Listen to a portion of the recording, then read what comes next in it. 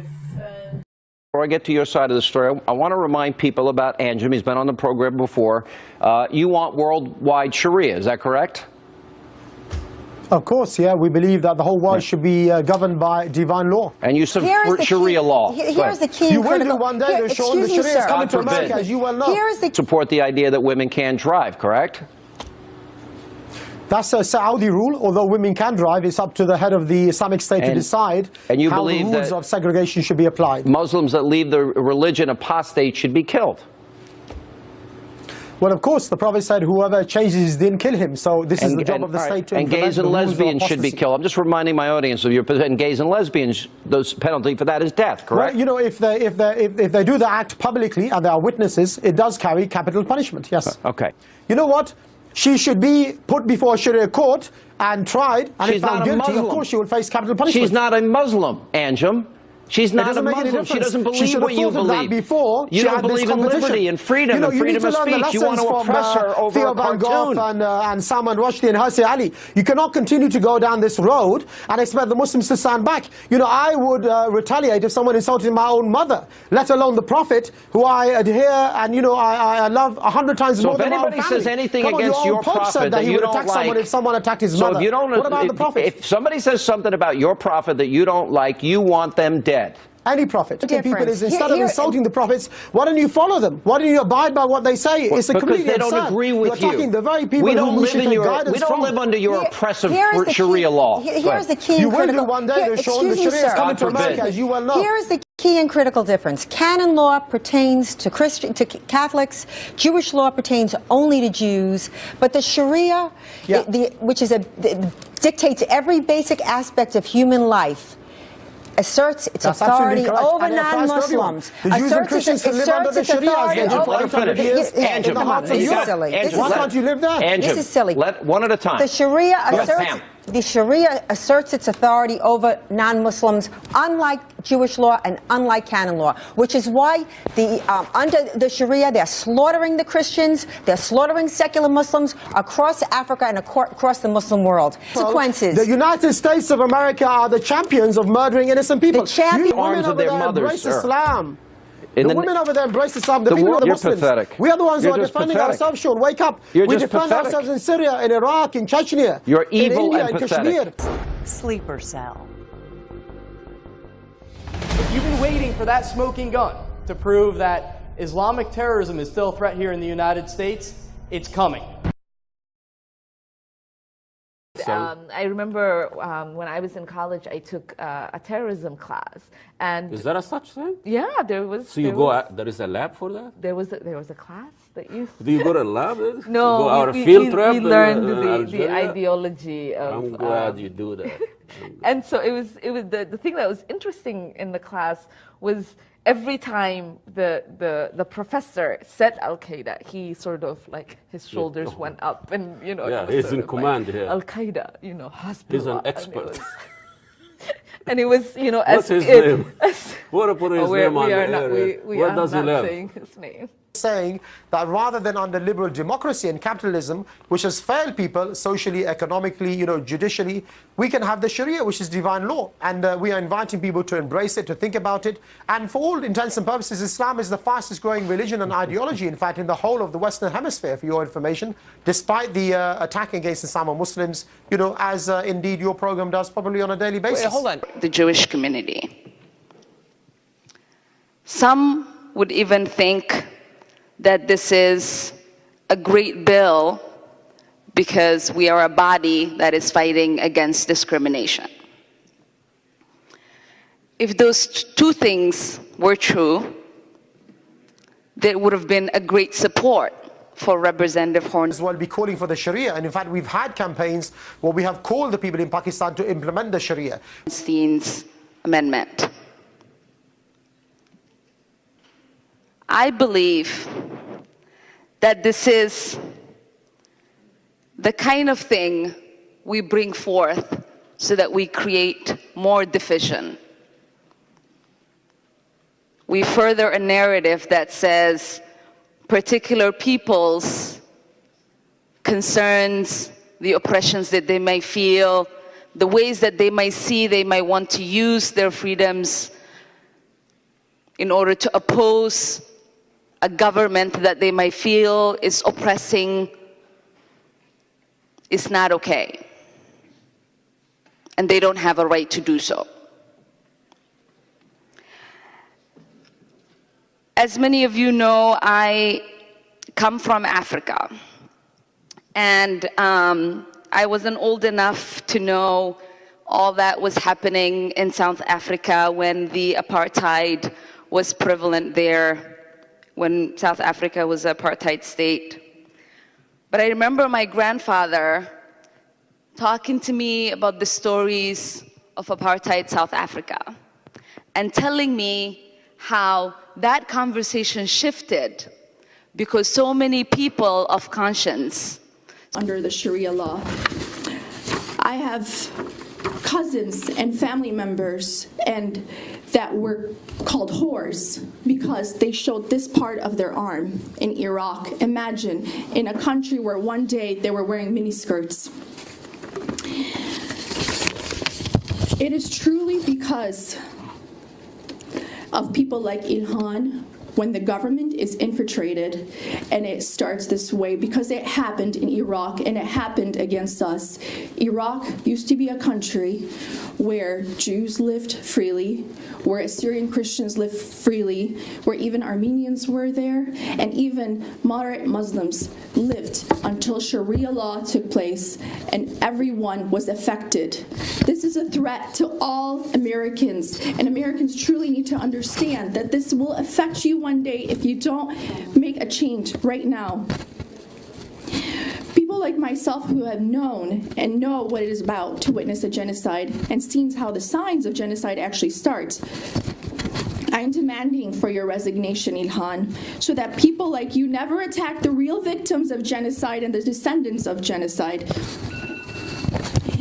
On March 14th, 2016, Congress passed by a historic undivided 393 votes to 0 House Continuing Resolution 75 recognizing the ongoing genocide of Christians and other religious minorities under ISIS, as Ilhan's 5th district was the terrorist recruitment capital of the country. How did Americans vote her in? I'm not sure.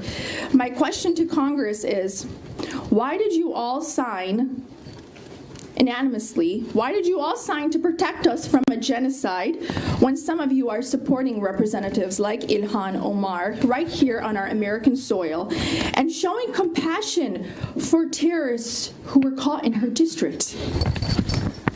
If my own brother is caught as a terrorist, I will put him in jail. Let alone you are catching terrorists in your own district and you're asking the judge for a lighter sentence. What happened to my people in Iraq and Syria cannot be reversed unless a state is given to them. But we are here because of God to give you a warning as Americans. Right. We are here to tell you this is coming here and it is here and it will affect you. It will affect everyone. It will even affect the moderate Muslims in America. You will see your daughters get beheaded. Okay, I interviewed hundreds and hundreds of families of all religions, everyone that was affected by the genocide in Iraq, and they watched family members get executed right in front of them, and that's when reality hit them and they knew it was too late and that Sharia law had taken full control of that country, the cradle of civilization. And Ilhan, I will not stop until you resign. Your anti-Semitism is unacceptable. Okay, your ties to terrorism, your possible ties and your sympathy for radicals is unacceptable. You need to resign now. As someone born in the Middle East, that grew up in the Middle East, you need to resign right now. What your behavior is unacceptable. And I think what is more unacceptable are all the American congressmen and senators who are supporting her, knowing what is happening in Minnesota's 5th district. And if you don't know, I highly advise you to take a trip to Minnesota's 5th district and you will see what's happening. You won't even think you're in America. Al-Qaeda, you know, He's an expert.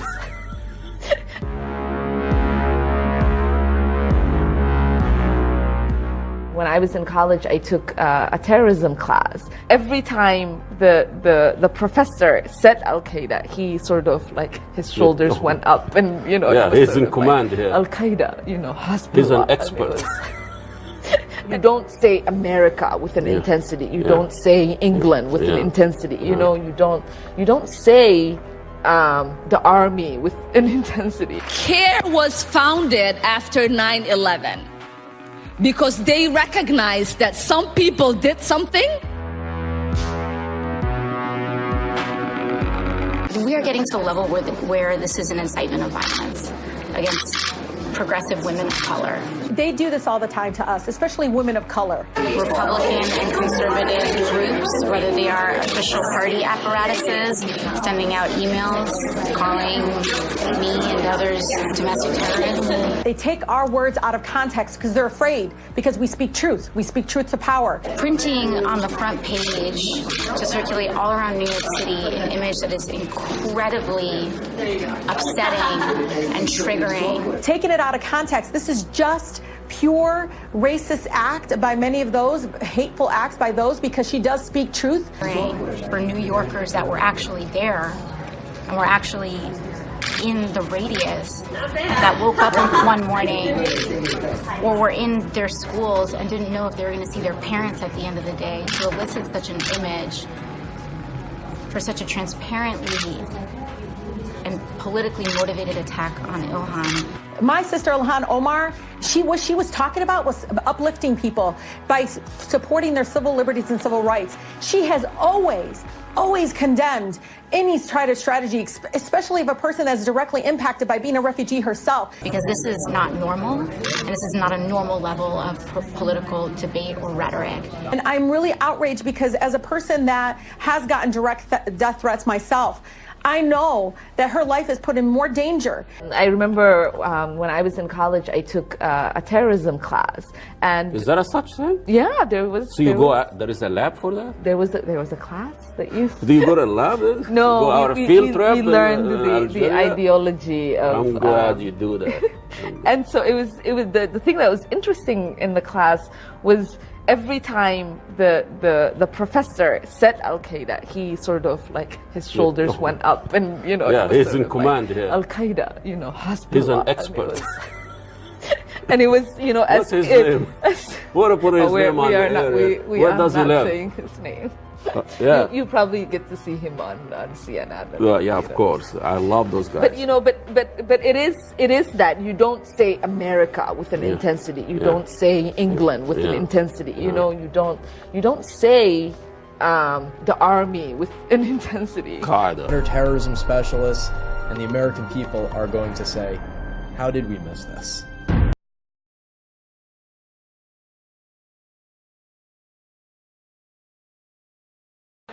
Hello everyone, it's Act 17 Apologetics again here at Dearborn, Michigan. We've been going through the various booths, getting the information that's found at tables, and here's one that I found extremely interesting. It's called Uprooting the Forces of Evil, Islam's War on Terrorism. And other religious minorities under ISIS, as Ilhan's 5th district was the terrorist recruitment capital of the country. How did Americans vote her in? I'm not sure. As part of his ongoing investigation into the Muslims of America, Mauro recently obtained a series of documents from the FBI. He shared those documents with For the Record. Mauro says they confirm his suspicions about the group's activities in America. This FBI document from 2005 couldn't be more clear about what the MOA's intentions are. They say explicitly that this is a group with a history of terrorist activity, that it retains the infrastructure to carry out an attack inside the United States and outside the United States, and it confirms that members of this organization are going over to Pakistan in order to get advanced training from Sheikh Jelani. This is simply shocking. The evidence really is present to us. It's being presented to us in the way that he's behaving. But that's not evidence. That's your opinion. But now, as a sitting member of Congress, you would have tweeted, they got him on this. Again, just based on what evidence, Congresswoman? My tweet was just an opinion based on what I believe to be visible to me, and I'm pretty sure there are lots of Americans who agree on this. I do want to ask you also about your comments on Israel, to remind people what you tweeted about Israel in 2012 during the offensive in Gaza. You wrote, "Israel has hypnotized the world. May Allah awaken the people and help them see the evil doings of Israel." You've commented a lot since then, trying to explain what you meant by that. And I wonder just what your message is this morning as the first on our Game Changers series to Jewish Americans who find that deeply offensive. Oh, that's really a regrettable way of expressing that. I don't know how my comments would be offensive to Jewish Americans. My comments precisely are addressing what was happening during the Gaza war. And I am clearly speaking about the way that the Israeli regime was conducting itself in that war. Before you go, we saw Steve King reprimanded by everyone except for one member of the House. So you voted to reprimand him as well this week for his racist remarks. And you called it an overwhelmingly and bold message. There was one member of Congress, your fellow Democrat, Representative Bobby Rush, who voted against that because he said, look, this doesn't go far enough. This is not a censure. We need to say more on these racist remarks. He said it was not worth the paper it was written on. I wonder, Congresswoman, what do you think? Do you think that Representative Steve King should be censured? Yes. I think it's really important in a moment, in a time in our nation's history where racism and bigotry is rampant, that we take a bold stance. I am one that is for restoration and one that believes in restorative measures. And I hope now that that wasn't followed through with, that this serves as an opportunity for the congressman to make amends and move away from the hateful speech that he has partaken in. In other news, Angola has banned Islam, claiming that it clashes with its customs and state religion. The Angolan government says Islam is not a religion, but a sect. And as part of the ban, all mosques will be destroyed in the Christian-majority country. According to the Islamic community of Angola, there are more than 80 mosques and about 500,000 Muslims in the country, and the number is growing. Angola's culture ministry says the houses of worship of other faiths, which have not been legalized, will also be demolished. Angola is the first country in the world to ban Islam. Turned up a slew of troubling evidence after a series of raids on Fukra property. Suspicious, he checked with the storage locker company and got permission to open it. What they did find were numerous explosive devices, including IEDs, pipe bombs. They found birth certificates. Most Americans woke up to the problem of terrorism on 9/11, but a lot of investigators woke up when essentially a terrorist training camp was shut down in Colorado. People is instead of insulting the prophets, why don't you follow them? Why don't you abide by what they say? It's a completely because they don't agree with You're attacking the very people we don't who live in your, guidance we don't from. live under your oppressive Sharia law. Here's the key. You will do one day, Sean. The Sharia is coming to America, as you well know. Here's the difference. People is instead of insulting the prophets, why don't you follow them? Why don't you abide by what they say? It's a completely because they don't agree with You're attacking the very people we don't who live in your, guidance we don't from. live under your oppressive. Virginia and Texas. These compounds are located in isolated areas cut off from Western society. They are cut off from Western society because they need to brainwash their followers. They don't want them to be exposed to other ideas that would show them the insanity of what they believe. If you look at these Muslim of America compounds, number one, these guys are heavily ex-cons. A lot of the Muslims of America members have prison records. These guys are handy with a weapon. Eric Stackelbeck is an author and terrorism expert. He investigated the Muslims of America as part of his 2011 book, The Terrorist Next Door.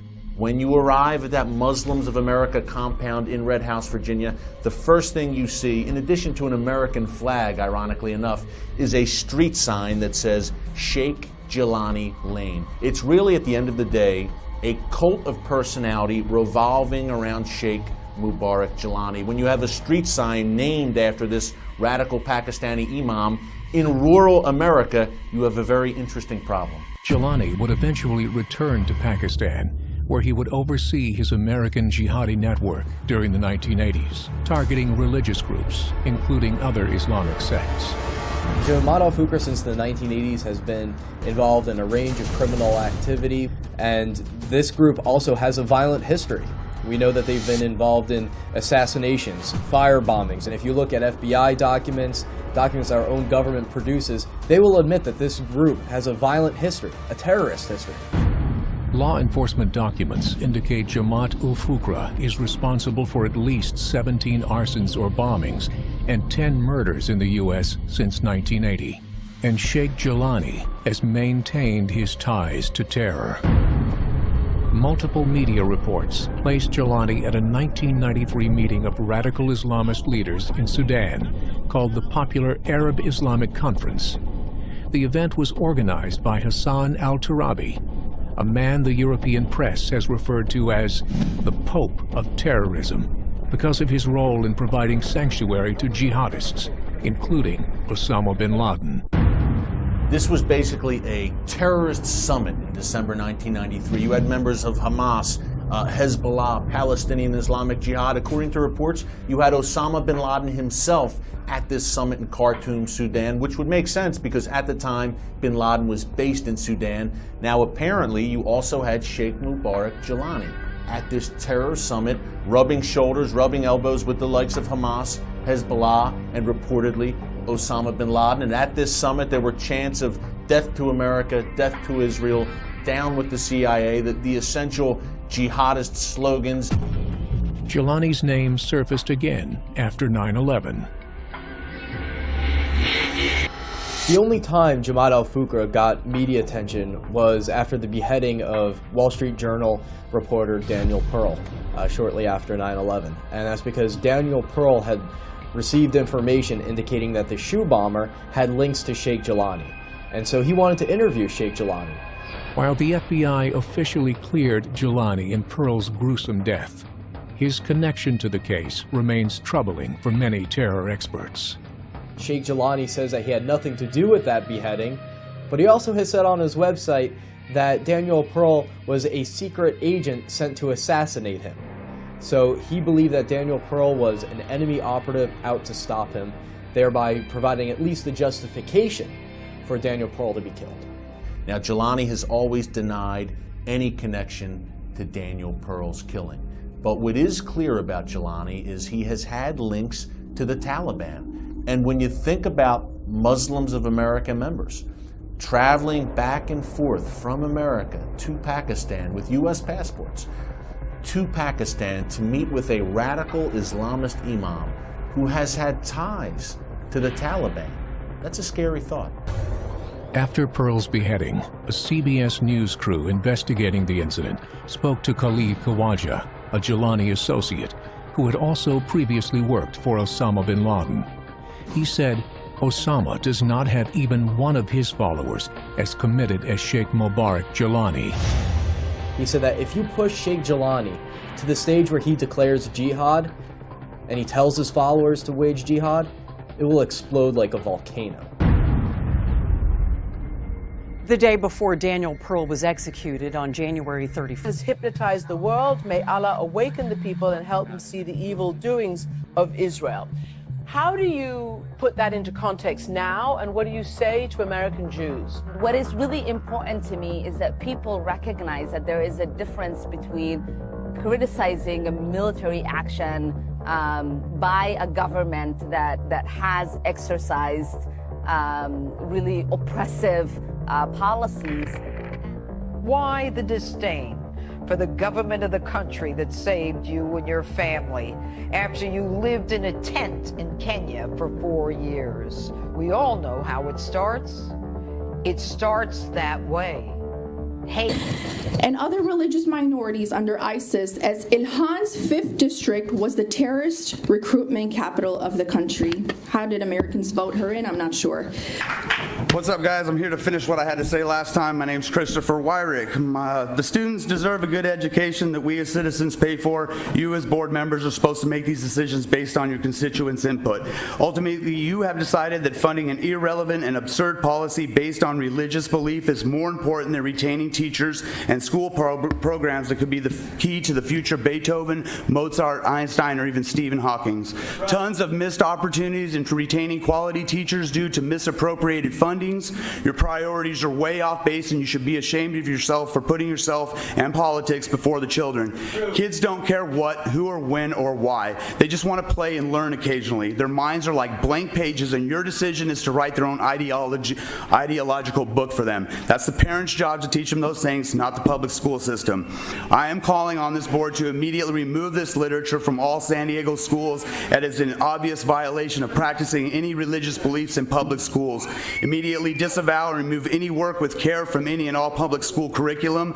We also need an immediate review of any funding to a program that are in direct violation of federal law that prevents a bias towards certain religions. Okay, thank you very much. Refocus the taxpayers' dollars to things that will help the children succeed when they grow up. Give them pride in themselves, their community, and quit trying to make them, everyone, a victim of society. Okay, we don't need Islamophobia taught in our schools. We need education and free will to guide us. We're wasting our money, our time, and our minds of the youth. This is a ridiculous plan. Thank you.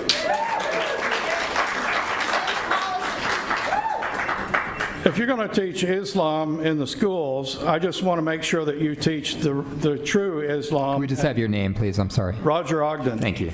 And not a falsified Islam that has been approved by CARE.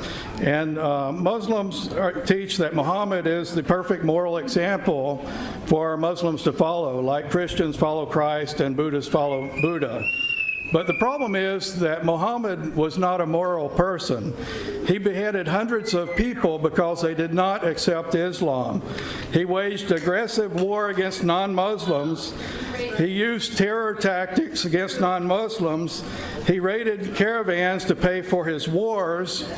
He engaged in sex slavery. He married a woman after he had beheaded her husband. And he had sex with children. He married a 6-year-old girl and has sex with her when she's 9. And this is in the Muslim literature. And these board members are the bullies. Okay, thank you. And I think you should go educate yourself what real Islam is about. Thanks very much.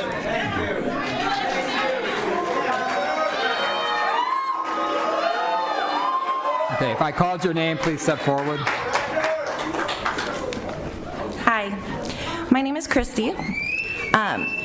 I could spend all day talking about how CARE has proven ties to Hamas, but since I know those facts don't concern the district, and because I know everyone here is going to brush me off as some right-wing Islamophobe, I'll spend the few minutes I have talking about something that everyone should be concerned about: the separation of church and state in the public school system. According to CARE's website, its mission is to enhance the understanding of Islam. If I wanted to enhance my children's understanding of Islam, I would bring them to a mosque.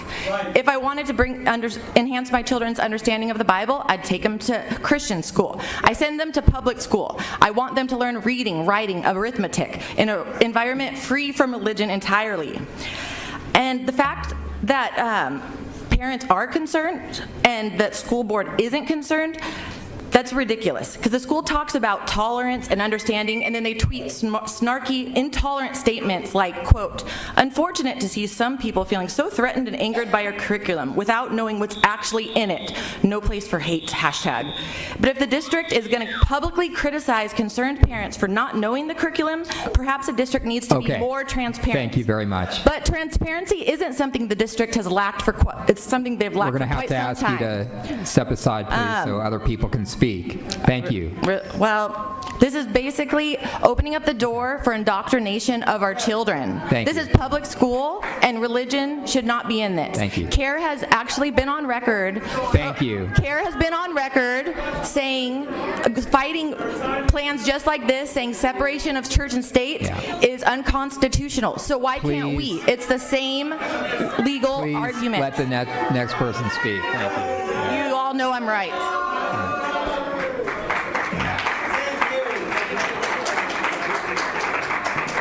Good afternoon, ladies and gentlemen. My name is Marian Ali. I'm a parent of Grover High School and Man Middle School and Marshall Elementary School. There is no hate. We want our children to learn, read, write, speak. We didn't send them to be a bully and somebody pulling them hijab and asking their religion. We traumatize and run away from our homeland with war and all the things you can even imagine. We don't want another war. We are here for peace. We want our children to learn like every other child have to learn. We are not here. We are not here for separation.